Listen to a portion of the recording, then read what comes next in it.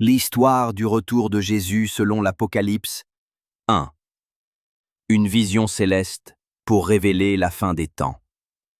L'histoire commence avec un homme nommé Jean, un disciple fidèle de Jésus. Alors qu'il est exilé sur l'île de Patmos, il reçoit une vision bouleversante. Une voix puissante, semblable au son d'une trompette, lui dit « Écris ce que tu vois, ce qui est, et ce qui doit arriver bientôt. » Jean lève les yeux, et il voit le Christ glorifié, rayonnant de lumière, avec des yeux comme des flammes, et une voix comme le grondement des eaux. Jésus lui confie une mission, révéler aux croyants ce qui se passera à la fin des temps. 2. Les lettres aux 7 églises. Avant de parler de la fin du monde, Jésus demande à Jean d'envoyer des lettres à 7 églises, situées en Asie mineure. Ces lettres sont à la fois des encouragements et des avertissements. À ceux qui restent fidèles, il promet la vie éternelle. À ceux qui se sont éloignés, il appelle à la repentance. 3. Le livre scellé et l'agneau. Dans le ciel, Jean voit un trône majestueux, entouré d'anges et d'êtres vivants. Dans la main de Dieu se trouve un livre scellé de 7 sceaux, contenant le destin de l'humanité.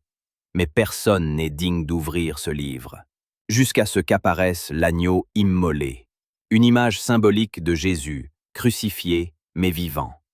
Il est le seul digne d'ouvrir les sceaux. À cet instant, le ciel entier se met à chanter. Digne est l'agneau qui a été immolé. 4. Les 7 sceaux, les jugements de Dieu.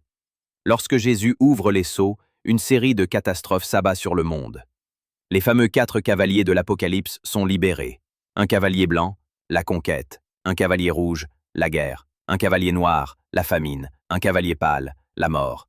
Les autres sceaux déclenchent des tremblements de terre, des persécutions contre les croyants et un silence glaçant dans le ciel.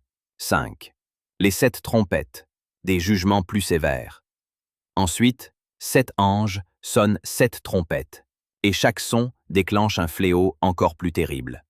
Feu et sang sur la terre, mer transformée en sang, étoiles brûlantes tombant sur les fleuves, obscurité sur le soleil, la lune et les étoiles, invasion de créatures démoniaques, guerre mondiale, annonce du jugement final. 6. Le grand combat, la bête, le dragon et le faux prophète. Jean voit apparaître de nouveaux ennemis. Un dragon rouge, symbole de Satan, une bête monstrueuse. L'Antéchrist, une puissance politique et militaire mondiale. Un faux prophète, qui séduit les peuples et les pousse à adorer la bête. Ils forment une trinité